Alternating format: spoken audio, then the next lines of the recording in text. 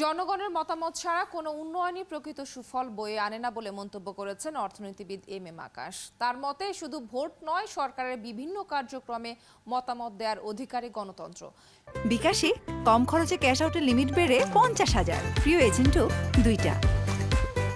সোমবার ঢাকা বিশ্ববিদ্যালয় এবং বণিক বার্তা আয়োজিত ফার্স্ট ডেভেলপমেন্ট স্টাডিজ ইন্টারন্যাশনাল কনফারেন্সে তিনি এসব কথা বলেন।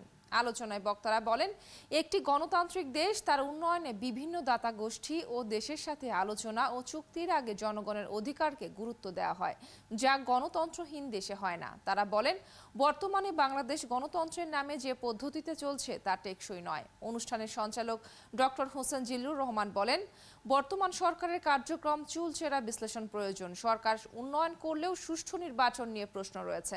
অংশীদারিত্বমূলক উন্নয়নের রাজনৈতিক দলগুলোর মাঝে বোঝাপড়া জরুরি বলেও জানান তিনি।